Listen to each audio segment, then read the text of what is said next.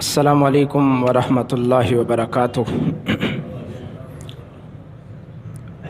الحمد للہ رب العالمین والعاقبۃ للمتقین والصلاۃ والسلام علی سید الانبیاء والمرسلین نبینا و امامنا و حبیبنا و قرۃ اعیننا محمد صلی اللہ علیہ وسلم خاتم النبیین وعلی آلہ و ازواجہ و اصحابہ الطیبین الطاہرین ومن تبعہم بإحسان الی یوم الدین۔ اما بعد فاعوذ باللہ السمیع العلیم من الشیطان الرجیم من ہمزہ ونفخہ ونفثہ فاستمسک بالذی اوحی الیک انک علی صراط مستقیم وانہ لذکر لک ولقومک وسوف تسألون۔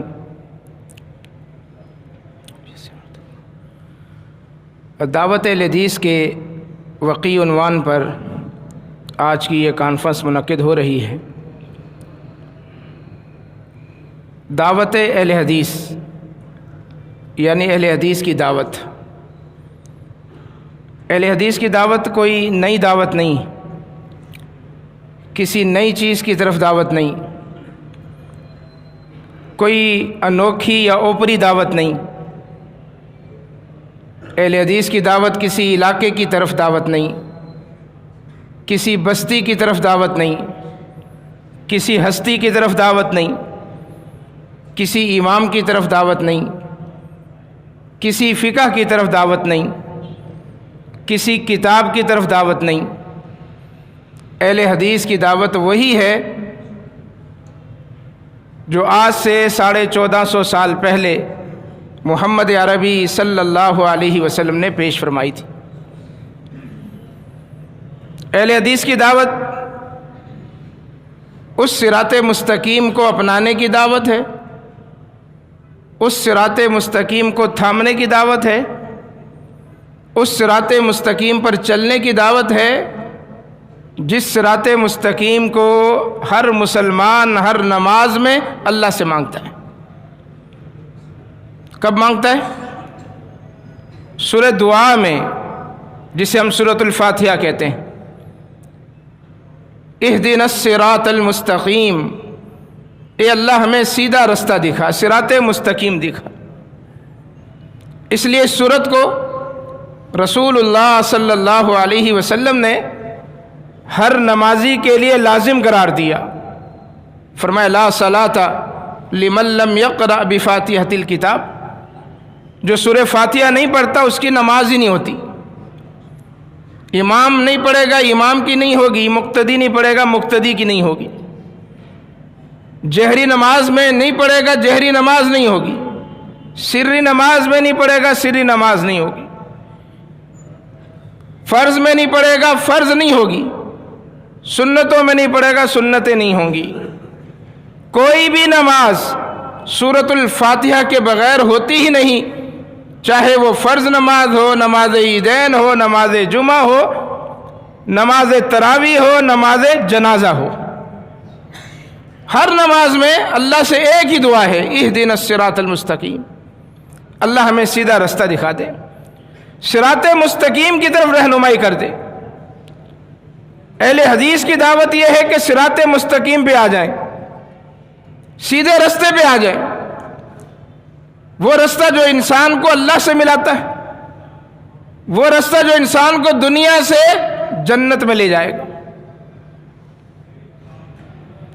صراط مستقیم ایسا رستہ جس کے اندر کوئی پیچ و خم نہیں ہے، کوئی موڑ نہیں ہے، کوئی کجی اور ٹیڑھ پن نہیں ہے، سیدھا رستہ، اللہ کی رضا کا رستہ، اللہ کی جنت کا رستہ۔ آپ نے ریاضی میں پڑھا ہوگا، دو نقطوں کو ایک سیدھی لائن کے ساتھ جوڑا جاتا ہے، دو نقطے لگا کر ایک بالکل سیدھی لائن کھینچی جاتی ہے اور ان دونوں نقطوں کو جوڑ دیا جاتا ہے اس لائن کے ذریعے۔ اس سیدھی لائن کو خط مستقیم کہتے ہیں، بالکل سیدھا رستہ۔ تو صراط مستقیم وہ سیدھا رستہ جو اللہ تبارک و تعالیٰ سے انسان کو ملا دے۔ قرآن مجید میں ہے اللہ تبارک و تعالیٰ بھی صراط مستقیم پر ہے، ان ربی علی صراط مستقیم، میرا رب بھی صراط مستقیم پر ہے۔ رسول اللہ صلی اللہ علیہ وسلم بھی صراط مستقیم پر ہے۔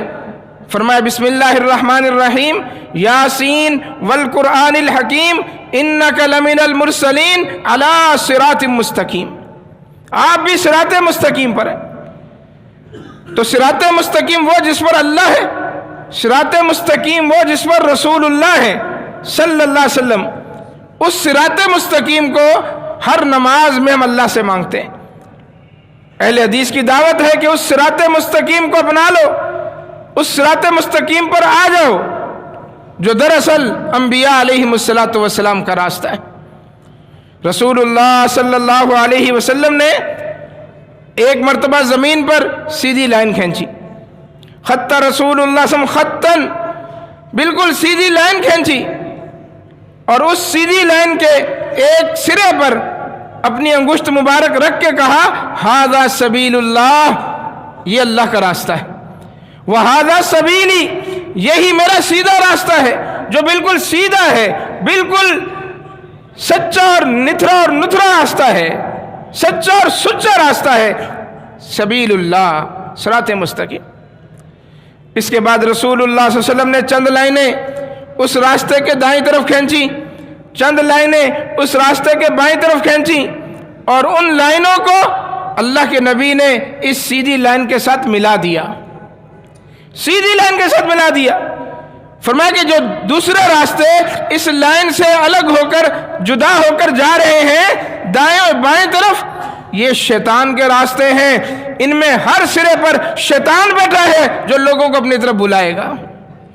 نکلیں گے وہ صراط مستقیم ہی سے راستے، ان کا تعلق صراط مستقیم کے ساتھ ہی ہے، لیکن شیطان نے اس کو اتنا مزین کر دیا ہے اپنے دعوے کے مطابق، لَأُزَيِّنَنَّ لَهُمْ صِرَاطَكَ الْمُسْتَقِيمَ، اللہ کے سامنے کھڑے ہو کر شیطان نے کہا تھا اللہ جو تیرا سیدھا رستہ ہے، صراط مستقیم ہے، میں اس کو مزین کر کے لوگوں کے سامنے رکھ دوں گا، اس راستے کو نہیں جو تیری طرف آئے گا، بلکہ اس سے راستے نکال کے جو تیرے راستے سے لوگوں کو جدا کر دیں گے، جہنم کی طرف لے جائیں گے، جو ضلالت اور گمراہی کی طرف لے جائیں گے، ان راستوں کو مزین کر کے میں لوگوں کے سامنے پیش کروں گا۔ سبحان اللہ، شیطان کی فطرت بھی اللہ تبارک و تعالیٰ نے ایسے بنائی ہے کہ وہ ہر انسان کے ساتھ اس کی فطرت کے مطابق عمل کرتا ہے، سلوک کرتا ہے۔ وہ ہر انسان کے ساتھ جو انسان جس فیلڈ میں ہے، وہ نیکوکار کو کبھی زنا کی طرف نہیں بلاتا، چوری کی طرف نہیں بلاتا، جو اعمال صالحہ کر رہا ہے نیکوکار ہے، وہ اس کو اسی طرح نیک اعمال کا جھانسا دے کر ضلالت اور گمراہی کے راستے مزین کر کے بدعات کو خوب سجا کر اس انسان کو سیدھے راستے سے اس طرف لے جانے کی کوشش کرتا ہے۔ یہ شیطان کا وار ہے۔ صراط مستقیم کو مزین کر کے میں ان کو اس صراط مستقیم سے جو تیری طرف آ رہا ہوگا ہٹانے کی کوشش کروں گا۔ اس لیے صراط مستقیم کو پہچاننے کی ضرورت ہے، صراط مستقیم کو پہچاننے کی ضرورت ہے۔ اور صراط مستقیم کون سا راستہ ہے؟ اللہ تبارک و تعالیٰ نے اپنے نبی سے کہا، جو آیتیں میں نے شروع میں تلاوت کی، دو باتوں کا اللہ تعالیٰ نے اس میں حکم دیا۔ فرمایا فَاسْتَمْسِكْ بِالَّذِي أُوحِيَ إِلَيْكَ إِنَّكَ عَلَى صِرَاطٍ مُسْتَقِيمٍ، صراط مستقیم پر چلنے کے لیے اللہ کی وحی کو، اللہ تبارک و تعالیٰ کی وحی کو مضبوطی سے تھامنا ہوگا۔ اللہ کی وحی جو اللہ تعالیٰ کے احکامات، ارشادات آپ پر نازل ہو رہے ہیں، اللہ کی وحی، فرمایا اس کو مضبوطی سے تھام لو۔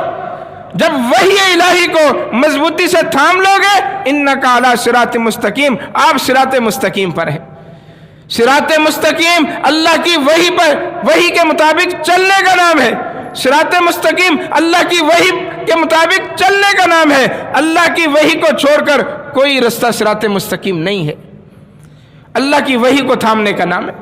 فَاسْتَمْسِكْ بِالَّذِي أُوحِيَ إِلَيْكَ، اللہ نے اپنے نبی سے کہا وحی کے مطابق چلے، وحی کو تھامے رکھیں، اِنَّكَ عَلَى صِرَاطٍ مستقیم، آپ صراط مستقیم پر رہیں گے۔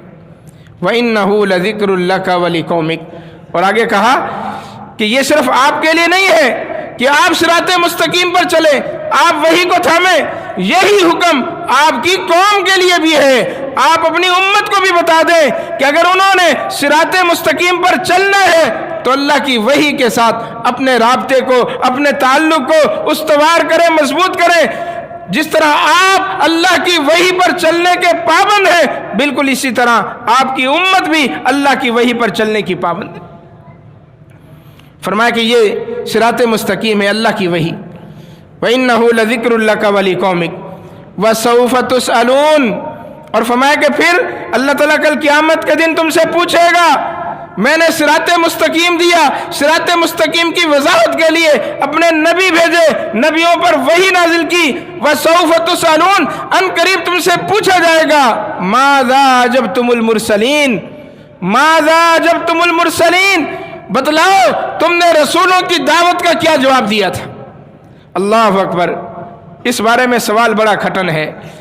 فَلَنَسْأَلَنَّ الَّذِينَ أُرْسِلَ إِلَيْهِمْ وَلَنَسْأَلَنَّ الْمُرْسَلِينَ۔ اللہ نبیوں سے بھی سوال کرے گا، اللہ امتوں سے بھی پوچھے گا۔ نبیوں سے سوال ہوگا، ماذا اجبتم، اے میرے نبیوں بتاؤ جب تم قوموں کے پاس گئے، میری وحی لوگوں کو بتلائی اور سکھائی، لوگوں نے کیا جواب دیا، لوگوں نے تمہاری دعوت کا کیا جواب دیا۔ اور پھر لوگوں سے پوچھے گا اللہ، ماذا اجبتم المرسلین، تم نے رسولوں کی دعوت کا کیا جواب دیا، اس کے بارے میں سوال ہوگا۔ لہذا صراط مستقیم کو پہچاننے کی کوشش کریں۔ صراط مستقیم اللہ کی وحی کا نام ہے، اور وہی محمد الرسول اللہ صلی اللہ علیہ وسلم پر نازل ہوتی تھی، قرآن کی شکل میں اور احادیث کی شکل میں۔